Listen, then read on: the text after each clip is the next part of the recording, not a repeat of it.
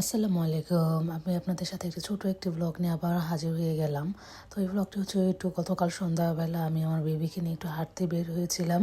তো সেটারই একটি ব্লগ। তো আশা করি আপনাদের কাছে ব্লগটি ভালো লাগবে। তো এই তো আমি অনেক দিন পরে এই জায়গাটিতে গিয়েছিলাম। এই রোডটা খুবই জনপ্রিয়। এটা হচ্ছে রোয়াগস্তা রোড। তো এখানে অনেক টুরিস্ট আসে। এখানে মানুষ অনেক রকমের মনোরঞ্জন ব্যবস্থা করে থাকে, গান গেয়ে থাকে, বিভিন্ন মিউজিক বাজিয়ে থাকে। তো আমি একটি ভিডিও ক্লিপ নিয়ে রেখেছি। তো আস্তে আস্তে এই তো এই প্রাকৃতিক কমার্স এই জায়গাটাতে আসলাম। জানি না আমার ওজনটা ঠিক আছে কি না, কিন্তু এখানে আসলাম অনেক দিন পরে এসে আমার কাছে খুবই ভালো লেগেছিল।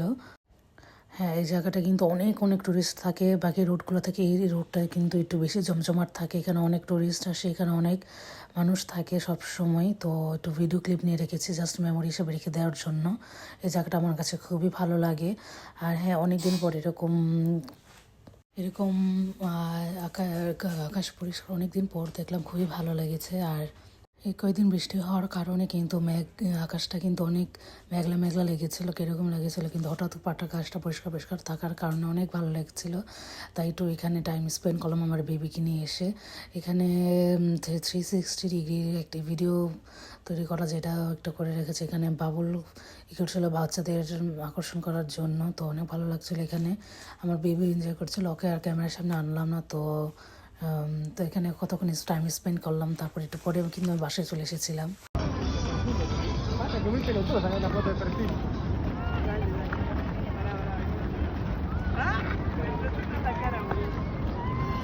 এখানে দুজন মহিলা গিটার এবং বাঁশি বাজাচ্ছিল, খুবই সুন্দর লাগছিল। এই বাঁশির মানে ওনাদের মনোরঞ্জনটা খুবই ভালো লাগছিল। এখানে দাঁড়িয়ে কিছুক্ষণ ওনাদের এই আওয়াজটা শুনছিলাম, খুবই ভালো লাগছিল।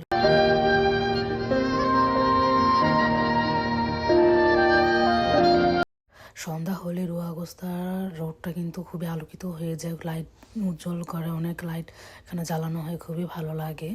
আশা করি আমার ব্লগটি খুবই ভালো লাগবে, আমাকে সাপোর্ট করবেন। আশা করি সবার কাছে ভালো লাগবে। আসসালামু আলাইকুম।